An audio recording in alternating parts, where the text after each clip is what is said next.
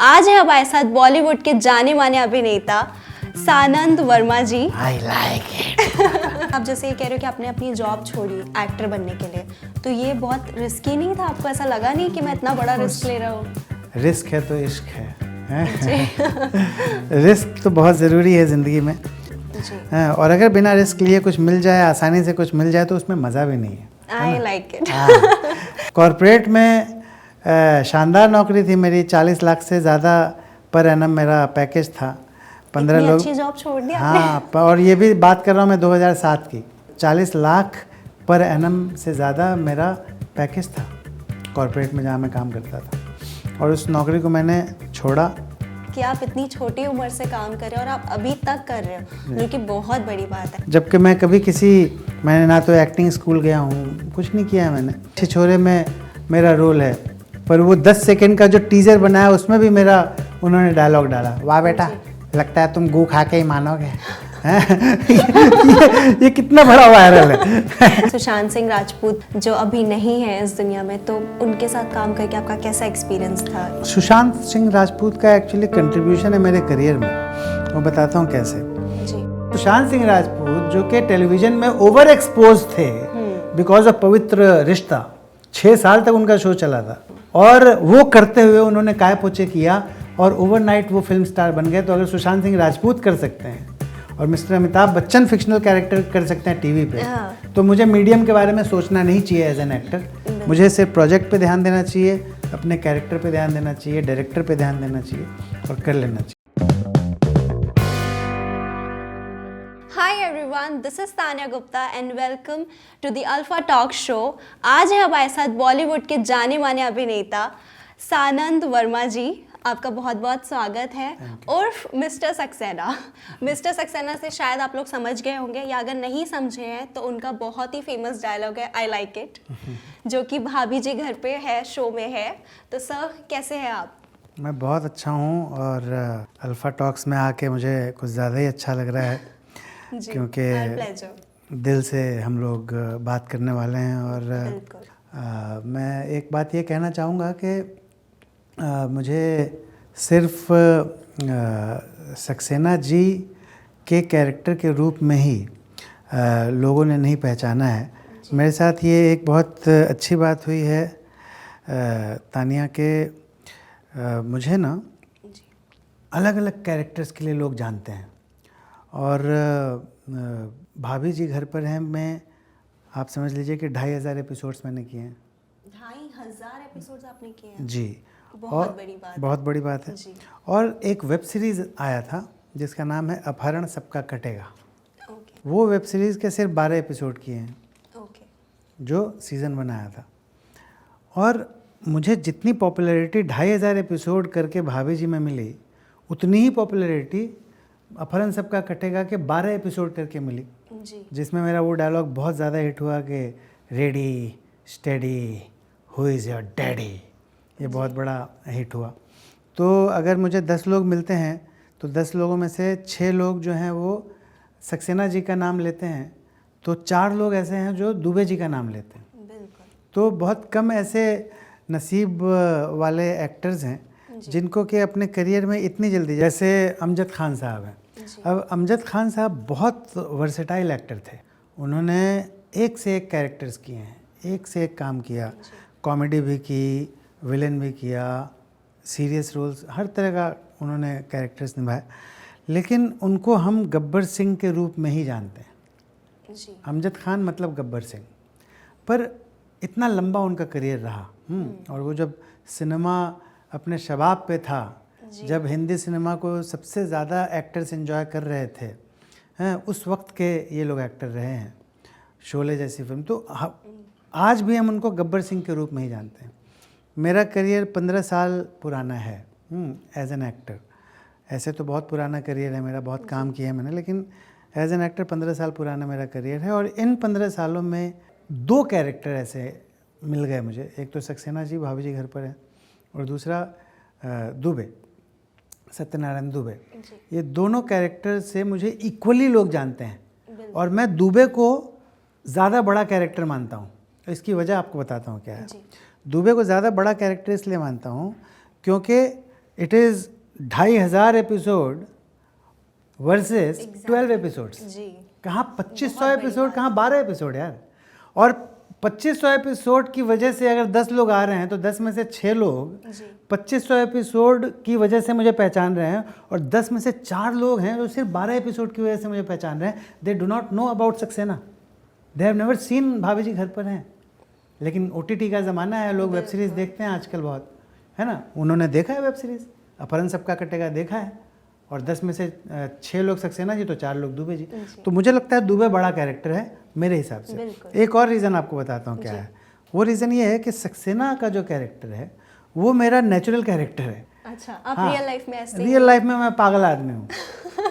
समझ रहे हैं। हम ऐसा नहीं कह सकते सर, हाँ। लेकिन मतलब आपका नेचर रियल में भी ऐसा ही है। रियल में ऐसा है। funny, देखो उसका comedy। सबसे बड़ा कैरेक्टर का जो सबसे बड़ा कैरेक्टरिस्टिक है अनोखे लाल सक्सेना का, वो ये है that he is happy, he enjoys painful situations. हाँ मेरे साथ भी वही है, आई एन्जॉय पेनफुल सिचुएशंस। मुझे कोई अगर तकलीफ़ देता है तो मेरे को उसमें मज़ा आने लगता है। अच्छा, हाँ, ये मैं बड़ी स्ट्रेंज चीज़ सुन रही हूँ, लेकिन सर मुझे मतलब ये लगता है कि अगर हम उसको कॉमेडी वे में नहीं देखें, मतलब आपका जो कैरेक्टर था, तो उससे हम बहुत अच्छा मैसेज आता है कि Correct। आप अगर आपको मतलब अगर पेन भी हो रहा है तब भी आप खुश रह आपको एक सकते छोटी सी हो। बात बताता हूँ, बड़ी जी। मज़ेदार बात। जी मैं ना एक ऑडिशन दे रहा था, तो लेकिन मैं पुरानी बात बता रहा हूँ। जब मैंने अपने करियर के शुरुआत में ना, शुरुआती 4 सालों में मैंने 350 ऐड फिल्में की थी, और एक्टर्स जो थे, सिचुएशन ऐसी थी, मुझे कई बार याद है कि जब मैं जाता था आराम नगर में ऑडिशन देने या शिरजी के पास ऑडिशन देने जाता था, हाँ जी। तो 2010 में जब मैंने एक्टिंग की शुरुआत की तो वहाँ पे ये कल्चर था कि बहुत सारे स्टूडियोज़ हुआ करते थे अंधेरी साइड में, बांद्रा में, प्रोडक्शन हाउसेस के ऑफिसेज थे, और वहाँ पे एक्टर्स जाके पूछते थे कि am I fit sir, am I fit for any character, जी। मेरा ऑडिशन ले लो। ऐसा था, वो वाला कल्चर उस समय चलता था। 50, 60, 70 एक्टर्स की लाइन लगी रहती। मैंने ऐसा नहीं किया, ना के बराबर किया, क्योंकि मेरा एटीट्यूड वैसा रहा नहीं कभी भी। तो मैं उस ढंग से मैंने स्ट्रगल नहीं किया कि जा के दरवाजे पूछ रहा हूँ भैया मेरा कोई ऑडिशन ले लो, कुछ मेरे लायक है कि नहीं। मुझे जो रिस्पेक्टफुली बुलाता था वहाँ मैं जाता था। तो जब भी मैं जाता था, कई बार ऐसा हुआ, मैंने देखा कि 4-5 एक्टर उठ के मुझे देखते ही चले जाते थे। उनको लगता था अब ये आ गया है तो और किसी का नहीं हो सकता, अच्छा यही फाइनल होगा। 4 साल में मैंने 350 ऐड फिल्में की, समझ रही हैं आप। जी। तो एक यानी जो विज्ञापन फिल्मों का तुरंत मैं एडवर्टाइजिंग स्टार बन गया, बहुत बड़ा। तो उन्हीं ऑडिशंस के दौरान एक बार ऑडिशन एक हुआ था मेरा, जी जिसमें कि गिरना था। तो फिज़िकल कॉमेडी थी। आपको विश्वास नहीं होगा, मैं गिरा हूँ। गिरने के बाद जब ऑडिशन हो गया मेरा, उसके बाद मैंने रियलाइज़ किया कि मेरी ये उंगली जो है ना, ये पूरी ऐसे टेढ़ी हो गई है, ये यहाँ आ गया बाप रे। है, ये उंगली ऐसे हो गई है, यानी ये इतना लिटर। सीरियस आप कैरेक्टर पर चले गए। हाँ, पूरा वो जब ऑडिशन ख़त्म हुआ, ये सीधा ये ऐसे था, यानी आप ये समझ लो ये जो चीज़ है ना, जी। ये ऐसे हो गई थी, लटक गई थी बिल्कुल। इसको बोलते हैं टेंडन, बोलते हैं टेंडन। ये टूट गया था मेरा, समझी। और मैं उसको देख के हंस रहा था उस मोमेंट पे। अब आप सोचो आपकी उंगली ऐसे टूट के ऐसे लटक जाए और आप उसको देख के हंसोगे क्या। But I was laughing. मैंने कहा क्या मस्त कॉमेडी हुआ, सारा क्या मस्त, अभी मैंने ऑडिशन दिया, क्या हो गया ये, हंस रहा हूँ उसको देख के। फिर डॉक्टर के पास गया, पता चला कि ऑपरेशन करना पड़ेगा, सर्जरी वर्जरी का चक्कर। अच्छा, हाँ, इतना ज़्यादा हो गया बहुत था सीरियस मामला था वो, ओह गॉड। समझ रहे हैं आप। तो मैं पेनफुल सिचुएशंस को नेचुरली एंजॉय करता रहा हूँ, क्योंकि बहुत बड़ी बात है कि मतलब आप इतनी बड़ी चीज़ को इतना लाइटली ले रहे हो। ऐसा नेचर लोगों का होता नहीं है। यूजुअली लोगों को ज़रा सी भी लग जाती है तो कहते हैं अरे नहीं बहुत पेन हो रहा है, ये हो रहा है, मतलब। और ये एक्चुअली हुआ भी इसलिए है ना, क्योंकि मैं बचपन से बहुत पेनफुल सिचुएशंस को देखता आया हूँ, झेलता आया हूँ। जिस चीज़ को आप ज़्यादा झेलोगे ना, अगर आपको डेली कोई 2 घूंसा मार के जाए, है ना, तो डेली 2 घूंसे पड़ रहे हैं, तो एक टाइम ऐसा आएगा जब आपको वो 2 घूंसे, 2 जो मुक्के पड़ रहे हैं आपको रोज़, उसकी आपको आदत पड़ जाएगी, फिर आपको फ़र्क नहीं पड़ेगा कुछ, समझ रही हैं। तो इनिशियल जब स्टेज मेरा था, यानी मैंने 7.25 साल की उम्र से काम करना शुरू कर दिया था। As an actor? नहीं, किसान। मेरे पिताजी खेती करते थे। मैं ज़रूर जानना चाहूँगी सर कि आपने ये मतलब पहले आप गांव में रहते थे, मैं एक्चुअली मेरा सिचुएशन ये रहा कि हम लोग कभी भी फाइनेंशियली वेल ऑफ थे नहीं। मेरे पिताजी बहुत बड़े लिटरेरी फिगर थे, लेकिन उनको पैसे कमाने की कला पता नहीं थी। और वो बस पोएट थे, बहुत बड़े, बहुत महान कवि थे, कविताएं लिखा करते थे, साहित्यकार थे, लेकिन बेचारे कभी भी पैसा नहीं कमा पाए। और इस चक्कर में ना बहुत ज़्यादा गरीबी का सामना करना पड़ा हम लोगों को। तो जब मैं 3 महीने का बच्चा था, उसी समय पटना बिहार की मैं पैदाइश हूँ, तो 3-4 महीने का जब मैं था, तो उसी वक्त हम लोगों को अपना पटना छोड़ के दिल्ली आना पड़ा। तो हम दिल्ली आ गए। तो दिल्ली में लगभग 7.5 साल तक मैं रहा। तो मेरी जो थोड़ी बहुत प्राइमरी एजुकेशन हुई वो दिल्ली में हुई। उसके बाद फिर से पिताजी आ गए बिहार। अब बिहार आके मेरे पिताजी जो हैं वो सबसे पहले तो गांव चले गए। बिहार आया, सीधा गांव चले गए, क्योंकि वहाँ पे कुछ उनका पुश्तैनी खेत वेत था, उनके भाइयों ने कब्ज़ा कर लिया था। तो उनको अपने खेत वेत पे अधिकार जताना था, और पैसे वैसे का प्रॉब्लम था ही उनको बहुत, क्योंकि पैसा कमाना उनको आता नहीं था। और इसीलिए उनको बेवकूफ़ बना के सारी प्रॉपर्टी जो भी थी, पुश्तैनी प्रॉपर्टी थी, वो सब मेरे चाचाओं ने बेसिकली हड़प ली थी। गांव गए, वहाँ पे स्ट्रगल किया। तो उस दौरान वहाँ खेती कर रहे थे अपने खेत में मेरे पिताजी, और मैं उनका इकलौता मददगार था, उनका इकलौता हेल्पिंग हैंड था। तो मैं उनके साथ, तो 7.25 साल की उम्र में मैं वो धान वान उगा रहा था। हाँ, धान उगा रहा था, वो सब कर रहा था। और वो बड़े बड़े गट्ठर होते थे, वो सर पे लाद के 3-3, 4-4 किलोमीटर आता था मैं धूप में खेत से अपने घर तक। तो वहाँ से मैंने काम करना शुरू किया, और उसके बाद लगातार काम ही कर रहा हूँ। मैं रुका ही नहीं, कभी रुका नहीं। मैं 7.25 साल की उम्र से जो काम करना मैंने शुरू किया है, आज तक रुका नहीं हूँ। मतलब आपका पूरा बचपन आपने काम में ही निकाला है कि आपने बचपन से ही आपने काम की शुरुआत कर दी थी, घर के हालातों को देखते। हाँ, और सब कुछ काम से ही सीखा है मैंने, काम कर करके। ऐसे मैंने कोई बहुत बड़े स्कूल कॉलेज से मैंने कोई डिग्री नहीं ली है। मैंने दिल्ली यूनिवर्सिटी से कॉरेस्पॉन्डेंस कोर्स में बीए किया था, बैचलर ऑफ आर्ट्स। वही जो मैंने किया है सो किया है, लेकिन मैंने प्रोफेशनली बहुत सक्सेस मुझे मिली। मैं जिस ब्रॉडकास्ट इंडस्ट्री में, जिस चैनल में मैं काम करता था, बहुत बड़े मल्टीनेशनल कंपनी में काम करता था मैं, बहुत बड़ा मल्टीनेशनल कंपनी।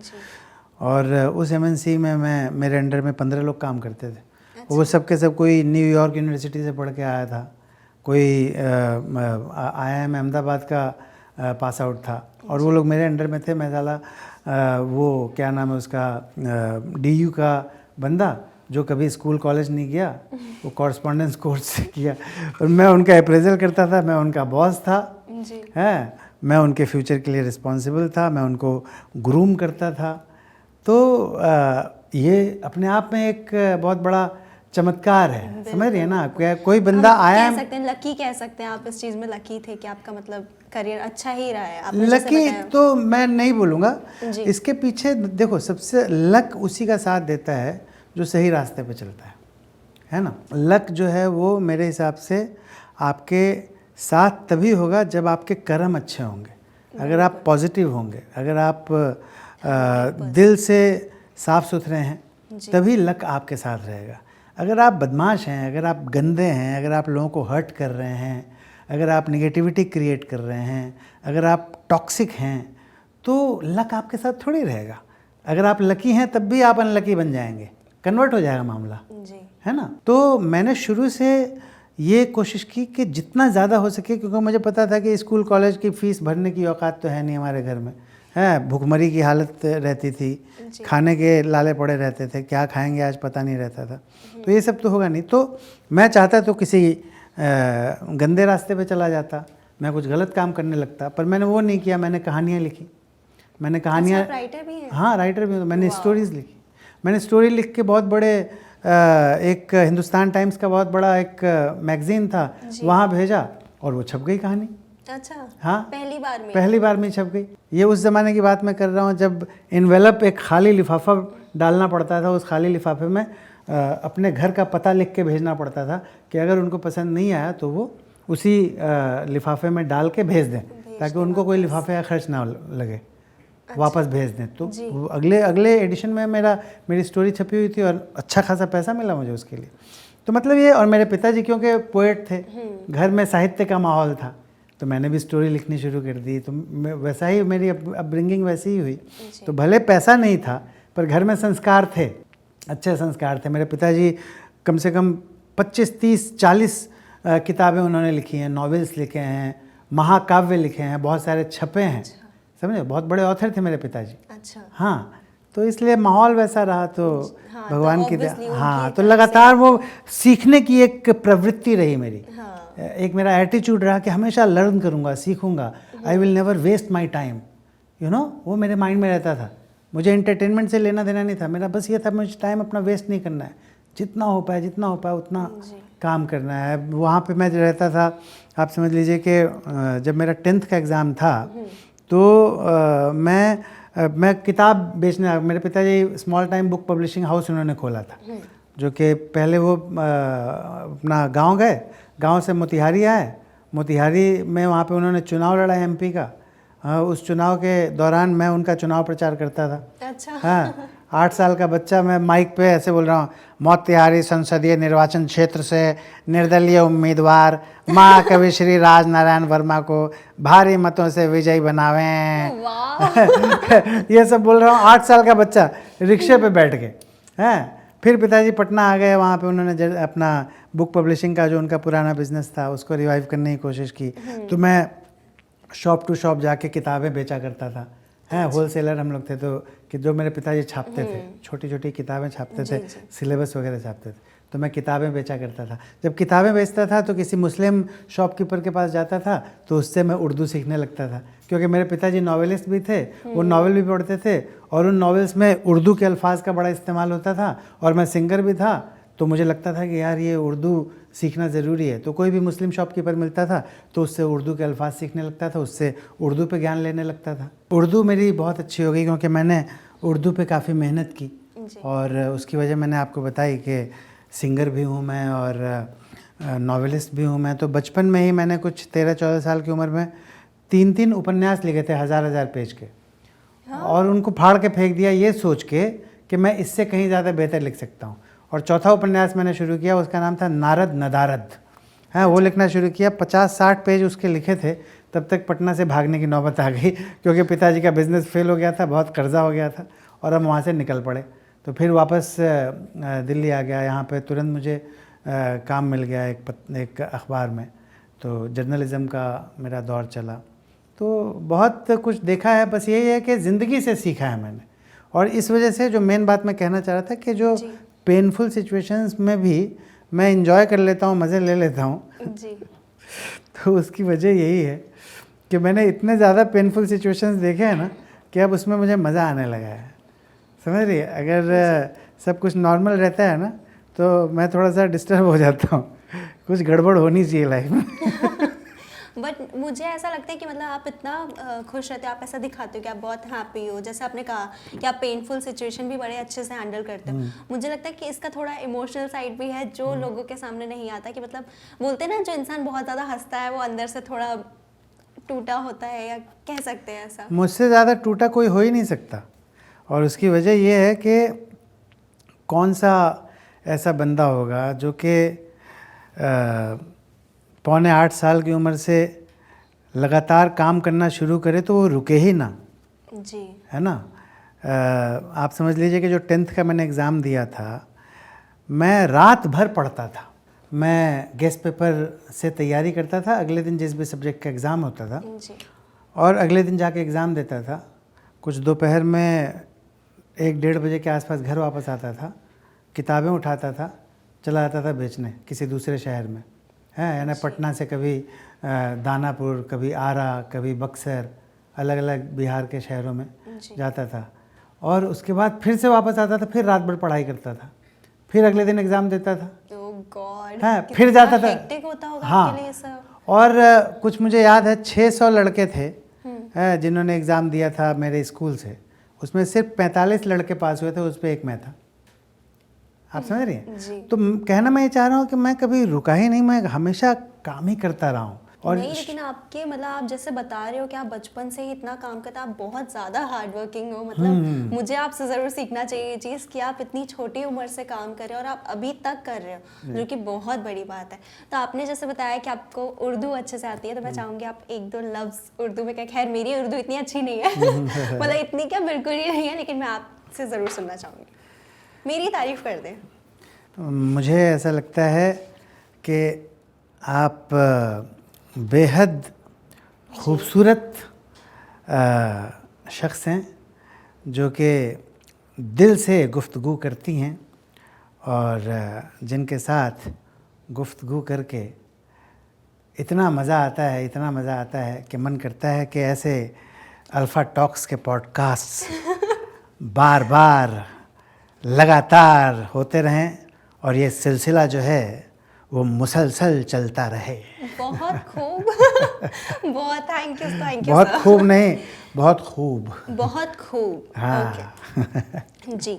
तो आपने जैसे बताया कि आपने पहले आप कॉर्पोरेट में इतनी अच्छी जॉब कर रहे थे कि आपके अंडर इतने सारे लोग काम करते थे, तो ये एक्टर बनने का कहाँ से आपके दिमाग में आया कि ये शुरू से बचपन से ऐसा कुछ था कि बनना है एक्टर, या एकदम से ऐसा आया? तानिया, मैं ना हाँ बचपन से एक नेचुरल एक्टर और सिंगर रहा हूँ। मैंने कभी किसी चीज़ की ट्रेनिंग नहीं ली है। जी। मेरा कोई गुरु नहीं है जिसको मैं बोलूँ ये मेरा गुरु है, इसने मुझे सिखाया है। मुझे ज़िंदगी ने सिखाया है। ज़िंदगी में छोटे छोटे मोमेंट्स आते गए, कुछ लोग मिलते गए, थोड़ा सा वक्त गुजरा, कुछ मैंने सीखा, फिर वहाँ से निकला, कुछ मुझे मिला, कुछ मिला, कोई मौका मिला, मैंने कुछ सीखा, आगे बढ़ा, ऐसे करते करते करते।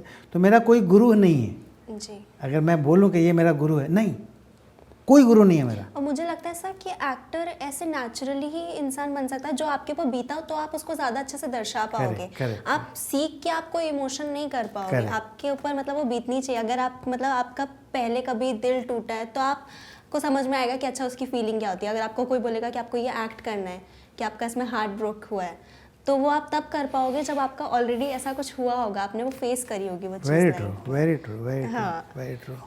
और तो एक्टिंग का यही था कि बचपन से मुझे ये फीलिंग थी, लेकिन मैं अफोर्ड नहीं कर सकता था एक्टिंग परस्यू करना, क्योंकि जब खाने का जुगाड़ नहीं है तो आदमी क्या अपने दिल का काम करे।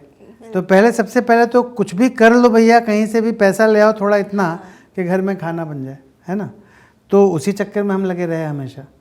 तो वो मैं हमेशा ये बात मेंशन करता हूँ। बचपन में मुझे याद है कि कड़ी धूप में मैं शर्ट एकदम ऊपर तक का बटन बंद करके कड़ी धूप में निकलता था और पसीना आता रहता था, पर मैं ऐसे और देवानंद के स्टाइल में चलता रहता था। तो लोग बोलते थे कैसा पागल आदमी है, ये धूप है, इतनी गर्मी है और ये ऊपर तक बटन बंद करके ऐसे जा रहा है, हैं। पर मेरे अंदर देवानंद घुसा रहता था, है। मैं देवानंद का बहुत बड़ा फ़ैन था जी। तो बैठता था, खड़ा होता था, वॉक करता था, किसी से बात करता था, कुछ भी करता था, तो मुझे ये फील होता था कि मैं एक्टिंग कर रहा हूँ। यानी कुछ ऐसा नेचुरल लगता था कि कुछ एक्टिंग चल रही है। हाँ। यानी मैं ऐसा कोशिश नहीं कर रहा था, जी।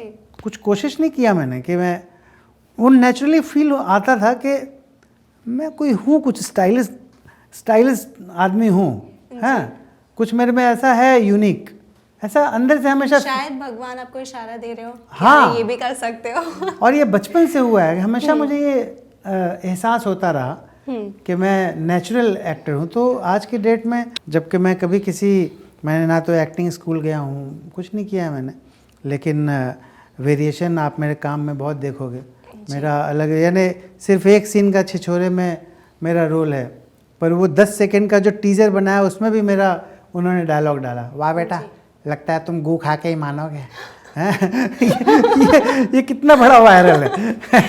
तो कहना मैं ये चाह रहा हूँ कि बहुत ज़्यादा वेरिएशन मेरे काम में दिखा है। उसकी वजह ये है कि मेरी लाइफ में बहुत ज़्यादा वेरिएशन है, बहुत ज़्यादा उठापटक है, बहुत उतार चढ़ाव है। आप बहुत अच्छे से कैरेक्टर को मतलब अपने ऊपर ले आते हैं, ऐसा लगता है कि आप रियल में ही ऐसे हो। हाँ। लाइक मिस्टर सक्सेना, ऐसा लग रहा है कि आप ऐसे ही हो रियल वो लाइफ। तो और मैं जो कि हूँ। मैंने देखा भी, मतलब हमारी अभी इतनी बात हुई ऑफ कैमरा, तो मुझे सच में आपका नेचर इतना ज़्यादा अच्छा लगा कि आप बहुत फ्रेंडली हो। जी। मुझे बहुत मज़ा आता है इन चीज़ों में, लोगों से प्यार करना, लोगों को खुशी देना, पता नहीं क्यों मुझे बड़ी खुशी मिलती है। मेरे लिए कुछ मायने नहीं रखता, मेरे लिए अमिताभ बच्चन साहब खड़े हैं और उनकी बगल में एक स्पॉट बॉय खड़ा है, मैं दोनों को बराबर रिस्पेक्ट करता हूँ, चाहे अमिताभ बच्चन हो चाहे स्पॉट बॉय हो। मैं दिल से रिस्पेक्ट निकलती है, प्यार निकलता है। मैं चाहता हूँ कि लोगों को खुशी दूँ, हंसाऊँ, उनको अच्छा पल गुजारें, वो मेरी वजह से कुछ हो ऐसा कि लोगों को मज़ा आए। पता नहीं क्यों इसके अलावा मुझे कुछ लाइफ में अच्छा लगता ही नहीं है, बस इसी में मुझे मज़ा आता है। मैं प्योर यानी जो मेरा आर्टिस्टिक एक्सप्रेशन है ना जी, वो मेरे लिए बहुत ज़्यादा ज़रूरी है जीने के लिए। यू नो, मैं as a singer, as a musician, as an actor, I just want to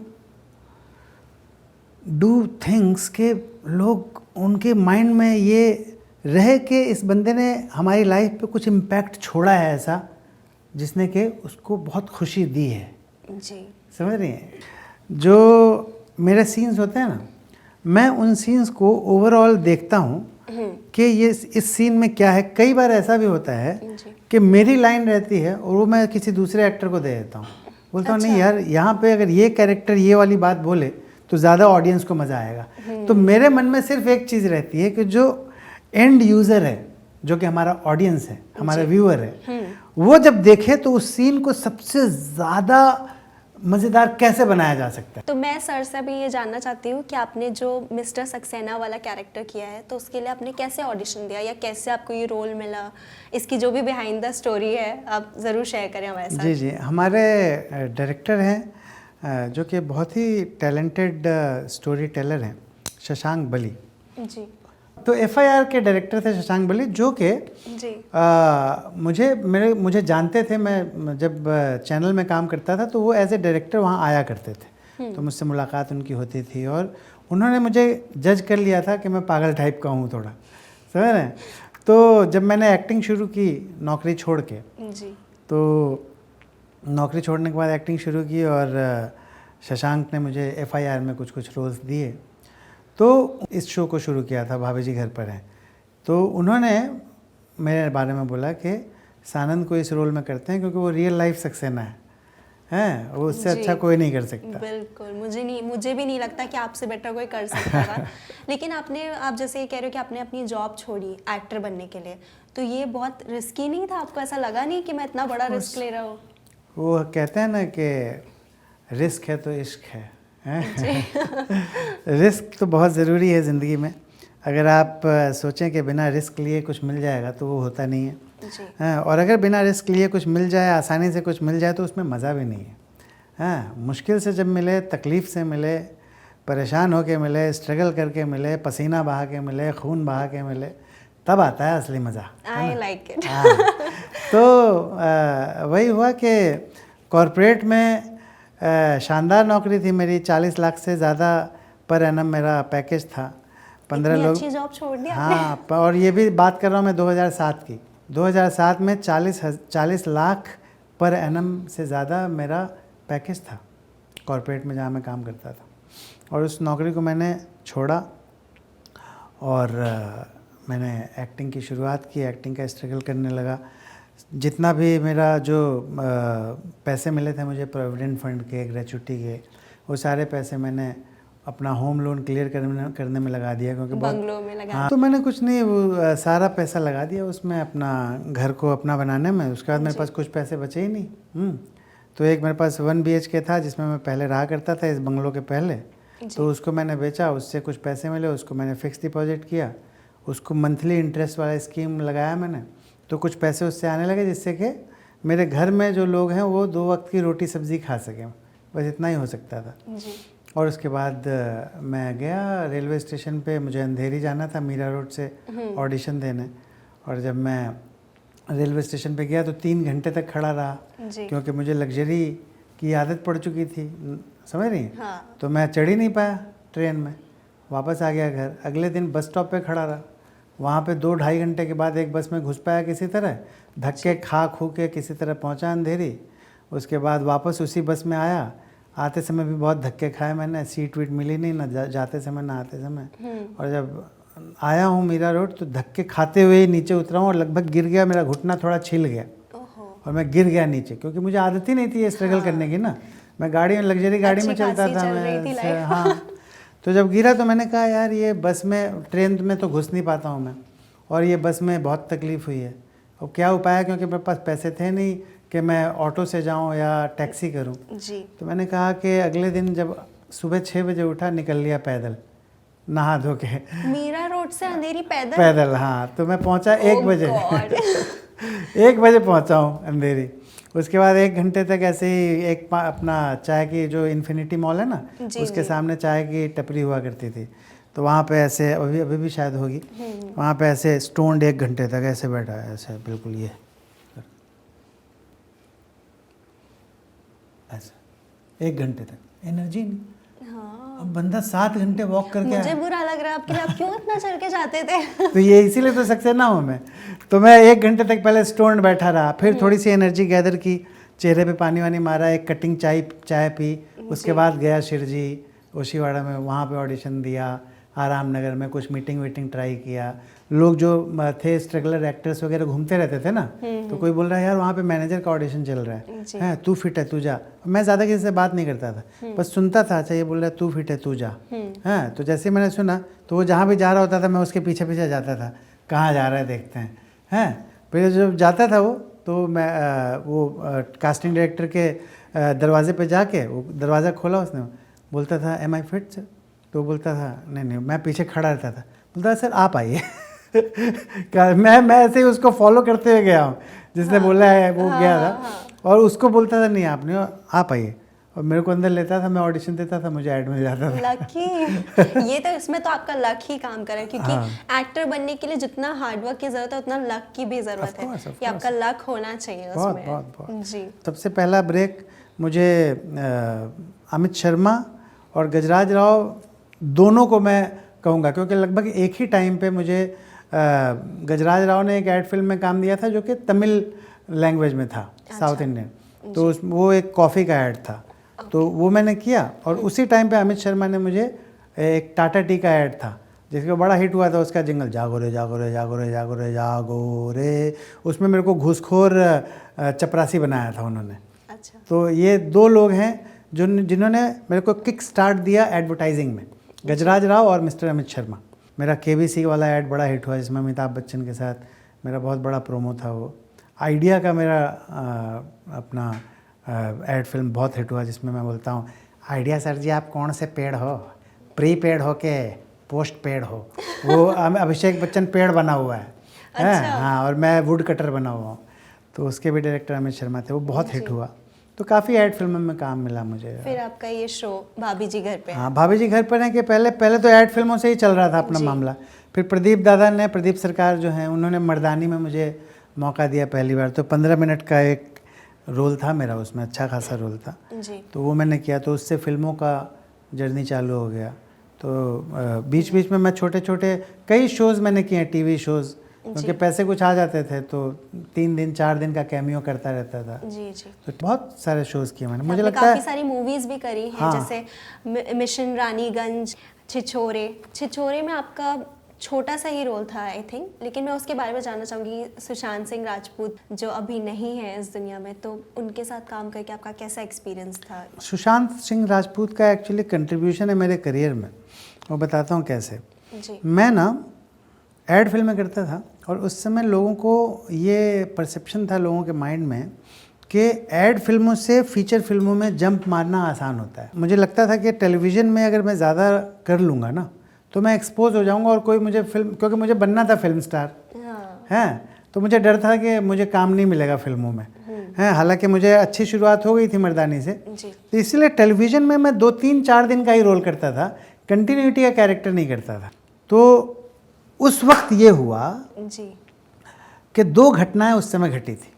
पहली घटना, मिस्टर अमिताभ बच्चन ने एक मिनी सीरीज़ की थी युद्ध, जी। ओके, उसमें अमिताभ बच्चन ने फिक्शनल कैरेक्टर किया था। जी। मैंने कहा कि अमिताभ बच्चन सदी के महानायक हैं, सुपरस्टार ऑफ द मिलेनियम, और वो एक टेलीविज़न में एक फिक्शनल कैरेक्टर कर रहे हैं।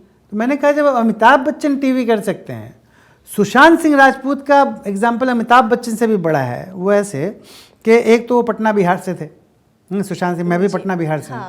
तो एक तो दूसरा ये कि उसी वक्त उनका एक शो आता था पवित्र रिश्ता, हम हाँ, सबका फेवरेट। हाँ, वो 6 साल तक वो शो चला था जी। उसमें वो मेन लीड थे। हाँ। ओके, और वो शो करते हुए उन्होंने काय पोचे की और वो ओवरनाइट फिल्म स्टार बन गए। हाँ। मैंने कहा कि सुशांत सिंह राजपूत जो कि टेलीविजन में ओवर एक्सपोज थे बिकॉज ऑफ पवित्र रिश्ता, 6 साल तक उनका शो चला था, और वो करते हुए उन्होंने काय पोचे किया और ओवरनाइट वो फिल्म स्टार बन गए। तो अगर सुशांत सिंह राजपूत कर सकते हैं और mister Amitabh Bachchan fictional character कर सकते हैं टीवी पे, तो मुझे मीडियम के बारे में सोचना नहीं चाहिए एज एन एक्टर। मुझे सिर्फ प्रोजेक्ट पे ध्यान देना चाहिए, अपने कैरेक्टर पे ध्यान देना चाहिए, डायरेक्टर पे ध्यान देना चाहिए और कर लेना चाहिए। बहुत बड़ी बात है, मतलब आपने कहीं से भी नहीं छोड़ा कि आपको काम करना ही है, आपको एक्टर क्योंकि आपको बनना था बॉलीवुड में। जी। तो मैंने सर सुना है कि मिशन रानीगंज में आपका कोई सीन कट हुआ था, कुछ ऐसा हुआ है? Mission Raniganj is the most painful project of my life as an actor, the most painful, the most. जी। और उसका रीज़न आपको बताता हूँ। वहाँ पे मैंने 1 महीने तक शूटिंग की मिशन रानीगंज की, हाफ पैंट हाफ शर्ट पहन के, यानी आप समझ लीजिए कि 0 डिग्री टेम्परेचर है, 0 डिग्री में हाफ शर्ट हाफ पैंट पहना हुआ है मैंने। जैसे ही शॉट कट होता था जूनियर्स भागते थे आग के पास, क्योंकि पूरा ओपन ग्राउंड में था, दूर दूर तक कुछ नज़र नहीं आता था, सिर्फ ग्राउंड। जी। उसमें आग के पास भागते थे 600 जूनियर्स एक साथ। जैसे ही शॉट कट हुआ ता ता ता ता भागते थे, उछल के दौड़ के एकदम जल्दी से जाके आग के पास। ये हालत, सब ने फुल पहना हुआ था, सब ने थर्मल वर्मल लगाए हुए थे, हैं, मफलर और क्या क्या, और मैं हाफ शर्ट हाफ पैंट में। और मैं, जो मेरा मार्क रहता था, शॉर्ट कट के बाद भी मैं हिलता नहीं था वहाँ से, मुझे नहीं हिलना। कोई ऐसे अगर चिल्लाता है ना कोई एडी, हैं, कि एक्टर्स ऐसे, आई just hate it, you know. तो मुझे नहीं उसका पार्ट बनना था, मैं अपने मार्क पे ही चुपचाप खड़ा रहता था, समझिए आप। ठंड में ठिठुरते ठिठुरते मैंने, और मेरे को एक बात और महसूस होती है कि अगर आप बहुत ज़्यादा ठंड में हो, बहुत आपको ठंड लग रही है, और अचानक आप जाके आग के पास चले जाओ और फिर से तुरंत आपको 2 मिनट बाद भागना पड़े, तो और ज़्यादा प्रॉब्लम होती है। तो एक बार मैं एक्लेमेटाइज हो गया हूँ, तो उसी माहौल में रहना चाहता हूँ मैं। यही मैंने सेम सेक्रेट गेम्स में भी किया था। सेक्रेट गेम्स में पावना डैम पे हमारा शूट था, एक बहुत बड़ा बंगला था जी।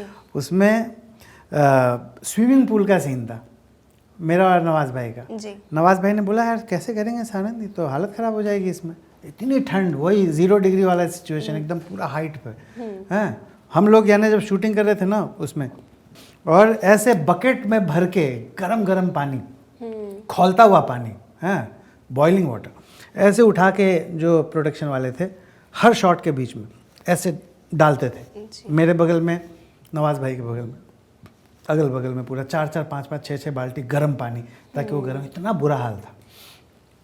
जब शॉट कट हुआ ना, शॉट तब चेंज हो रहा है, हैं, शॉट चेंज हो रहा है, नवाज भाई उठ गए, वहाँ पीछे जाके कि सैंडविच वैंडविच खाने लगे, हैं, और मैं अंदर ही रहा पानी में।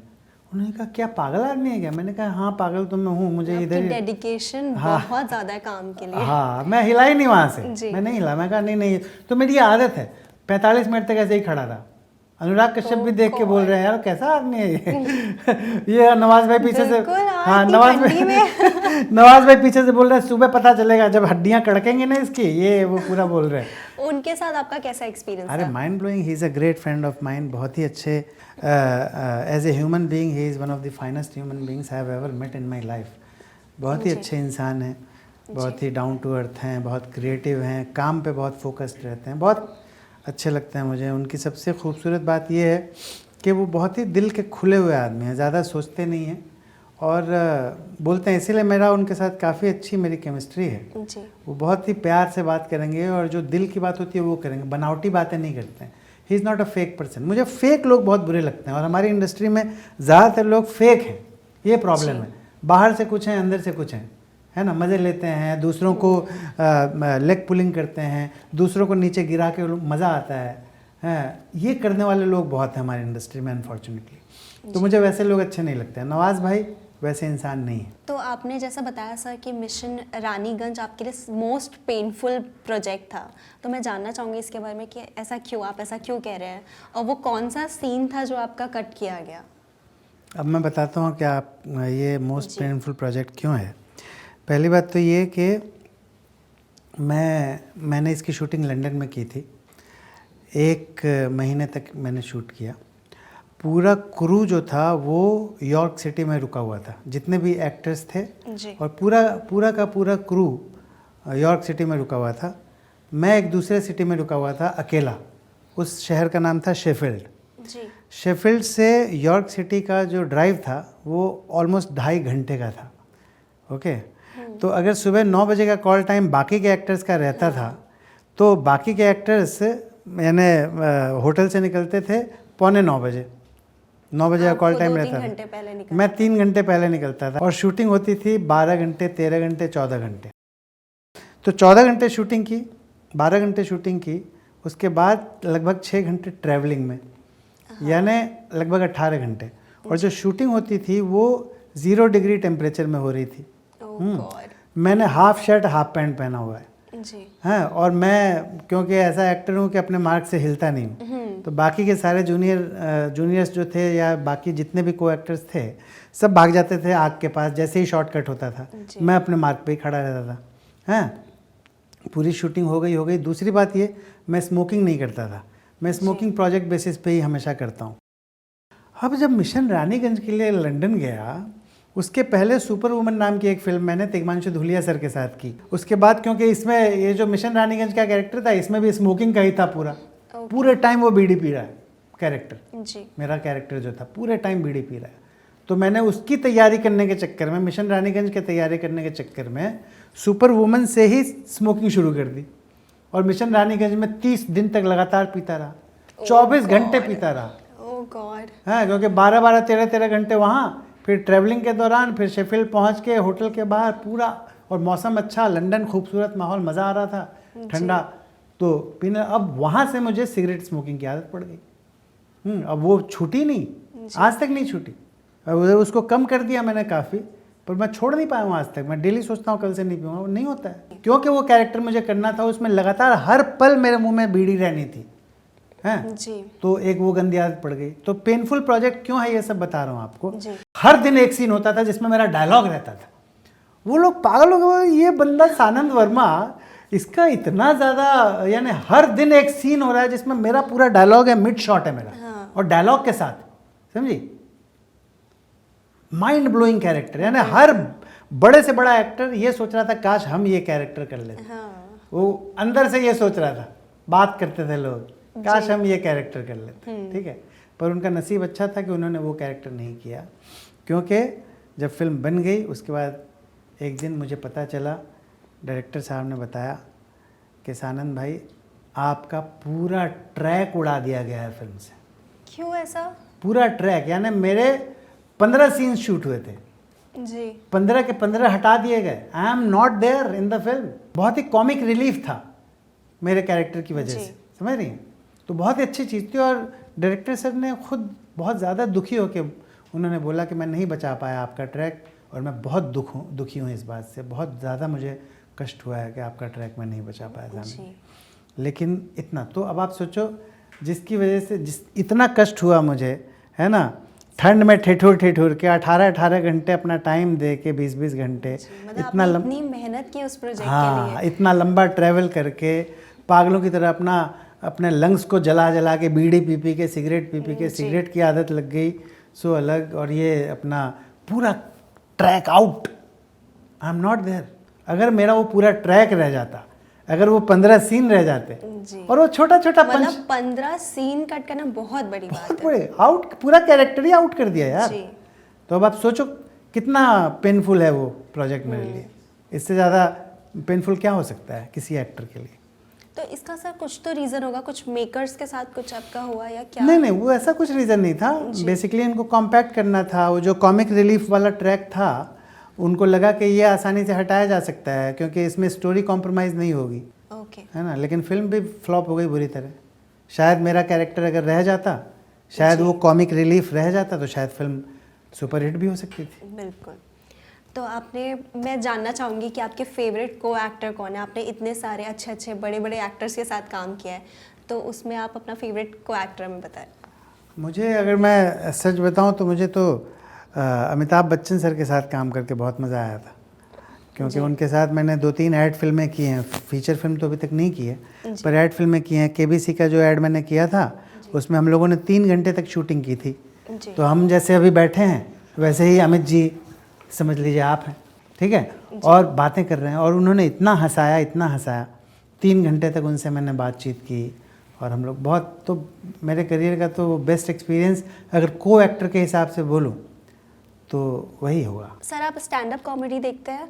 मतलब आजकल लोग स्टैंड अप कॉमेडी में काफ़ी वल्गैरिटी लेके आ रहे हैं, तो आपका क्या टेक है उस पर कि सही है यार? और लोग रिलीजियस को भी लेके आ रहे हैं। मैंने देखा है कि कुछ लोग मतलब रिलीजियस को भी कॉमेडी वे में मतलब बताते हैं, मजाक बनाते हैं, तो what's your take on that? मुझे अच्छा नहीं लगता है, बहुत बुरा लगता है मुझे। I just hate the idea of making fun of any religion, okay. और इसकी वजह ये है कि कुछ चीज़ें ऐसी हैं ह्यूमैनिटी में जो कि बहुत सेक्रेड हैं, बहुत पवित्र हैं, जिनको बहुत सीरियसली हमको लेना चाहिए। हमारा जो कल्चर है वो ऐसा कल्चर है नहीं, ये बेसिकली वेस्ट से आया है। हम अपने कल्चर को भूलते जा रहे हैं धीरे धीरे, और जो विदेशी कल्चर हैं उससे इन्फ्लुएंस हो रहे हैं अनफॉर्चुनेटली। और इस वजह से, और ये जो आज का यूथ है, जो नशेड़ी यूथ है, आज का यूथ नशेड़ी है, सब नहीं है पर ज़्यादातर जो यंगस्टर्स हैं वो नशेड़ी हैं, वो नशा करते हैं, और मुझे इस बात का बहुत दुख है। और नशा करने के साथ साथ उनको वल्गैरिटी पसंद है, उनको गाली गलौज वाली कॉमेडी पसंद है, तो ये बहुत दुख की बात है।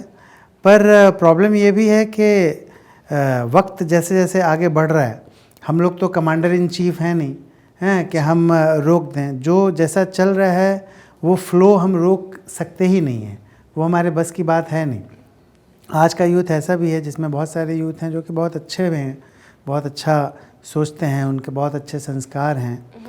आज भी ऐसे यंगस्टर्स भी होंगे कुछ जो, जैसे मैं अपनी माँ का पैर छूता हूँ, रोज़ सुबह उठता हूँ तो जब काम पे निकलता हूँ तब पैर छूता हूँ, जब काम से वापस जाता हूँ तब माँ के पैर छूता हूँ, जब सोने जा रहा होता हूँ तब शुभ रात्रि बोलते हुए माँ के पैर छूता हूँ। तो ये जो संस्कार हैं, जो भारतीय संस्कार हैं, ये संस्कार धीरे धीरे हमारे यूथ से गायब होते जा रहे हैं। लोगों को बहुत ही इजी एक्सेस मिला हुआ है, मोबाइल है, उस पर आप स्वाइप कर रहे हैं, खट खट खट, आप दुनिया भर की चीज़, कोई भी ऐप, कोई भी चीज़ आप देख लेते हैं, तो उसमें कंटेंट बहुत ज़्यादा अवेलेबल है, और इतना ज़्यादा कंटेंट मिला हुआ है, और इतना इजीली आप उसको कंज्यूम कर सकते हैं, आपको ज़्यादा खर्च करना नहीं है, बहुत ही आसानी से आप कंज्यूम कर सकते हैं उस कंटेंट को। तो कैसे उसको सेंसर करें? अगर आपको पॉर्न देखना है तो आप गूगल पे जाइए, सिंपल पॉर्न टाइप करिए, आपको दुनिया भर का पॉर्नोग्राफिक कंटेंट दिखेगा, है ना। तो दुनिया भर की गंदगी जो है वो हमारे समाज में, हमारे इकोसिस्टम में भर गई है। तो जब इकोसिस्टम में जो चीज़ हम भरेंगे वही हर चीज़ हर तरफ दिखाई देगी। तो आज का जो अगर यूथ है वो अगर नशा कर रहा है या हर लाइन में गालियां बक रहा है, तो क्या करें? वो वैसा इकोसिस्टम हमने बना दिया है पूरा।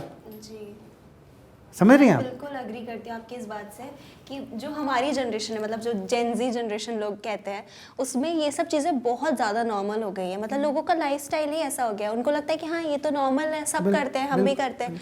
बट मुझे लगता है ऐसा नहीं होना चाहिए।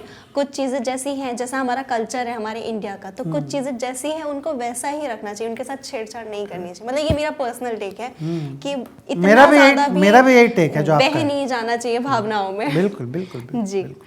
तो सर, आप जैसे आपने हमें बताया कि आप सिंगर भी हैं, तो हम कुछ 2 लाइन सुनना चाहेंगे आपसे। किशोर कुमार, मोहम्मद रफ़ी, इन दोनों को बहुत ज़्यादा फॉलो करता हूँ। जी। रा रा रा रा रा रा रा रा रो, और हे हो, सामने ये कौन आया, दिल में हुई हलचल, देख के बस एक ही झलक हो गए हम पागल, और बातें मुलाकातें हमसे भी तो होंगी, हमसे खुलेंगे वो आज नहीं तो कल, सामने ये कौन आया दिल में हुई हलचल, देख के बस एक ही झलक हो गए हम पागल। सर आप इतनी अच्छी सिंगिंग करते हैं तो मुझे लगता है कि आपको ज़रूर अपना कोई एल्बम सॉन्ग निकालना चाहिए और हम सब सुनना पसंद करेंगे क्योंकि आप इतना अच्छा गाते हो सच में। तो आप ज़रूर कोई गाना गाइए और अपनी एल्बम वगैरह निकालिए, ठीक है। तो अभी हम आगे बढ़ते हैं अपने लास्ट सेगमेंट में, रैपिड फायर, जिसमें आपको मैं कुछ चीज़ें पूछूंगी, आपको उसका रैपिड आंसर देना होगा। Okay, choose one, litti chokha vada pav. Litti chokha. Litti chokha आपको क्यों पसंद है? क्योंकि मैं बिहारी हूँ और मुझे लिट्टी चोखा बिहार की एक स्पेशल डिश है जी। और मुझे बहुत कम खाने को मिलता है एक्चुअली, क्योंकि मैं क्यों ऐसा, घर पे नहीं बनता? नहीं बनता है ज़्यादा, और मैं बहुत यानी मौके कम मिलते हैं, पता नहीं क्यों, जी। पर मुझे लिट्टी चोखा से एक मोहब्बत है और वड़ा पाव से ज़्यादा मज़ेदार, ज़्यादा एक्साइटिंग। और मुंबई में तो आपको वैसा ऑथेंटिक एकदम बिहार वाला टेस्ट मिल भी नहीं सकता ना, हाँ। मतलब जो अपने गांव की बात अलग जी होती है। जी हाँ। जी जी, करेक्ट, तो इसीलिए। ओके, मुंबई में ऐसी जगह जो आपकी फेवरेट हो, गो टू प्लेस। जुहू बीच। आपका फेवरेट कैरेक्टर फ्रॉम भाभी जी घर पे है अपने अलावा? मेरे अलावा हप्पू सिंह। हप्पू सिंह, हाँ। ओके, टीवी और फिल्म? Film of course. अगर आप एक्टर नहीं होते तो आप क्या बनना पसंद करते, आप क्या करते? Singer. Okay, so that's it for our rapid fire. Thank you so much sir, मुझे आपसे बात करके बहुत अच्छा लगा। मैं सच में बिल्कुल नहीं चाहती कि पॉडकास्ट ख़त्म हो क्योंकि मुझे इतना मज़ा आ रहा है आपसे बात करने में, बट ज़रूर हम नेक्स्ट टाइम वापस से आपको बुलाएंगे और हम वापस से आपके साथ एक पॉडकास्ट करेंगे अच्छा सा। तो आपने रैपिड फायर इतना अच्छा आंसर दिया है तो उसके लिए हमारे पास एक छोटा सा गिफ्ट आपके लिए जो आपको देना चाहती हूँ। वाह। प्लीज़ ले आइए। गिफ्ट के लिए बोलूँगा आई लाइक इट। वाह, this is for you sir. Thanks lot my dear. हाँ, ये रख दूँ मैं इस, हाँ बिल्कुल रख जी। दीजिए। और मैं इस अल्फ़ा टॉक्स में मिले इस गिफ्ट के लिए मैं दिल से बोल रहा हूँ आई लाइक इट।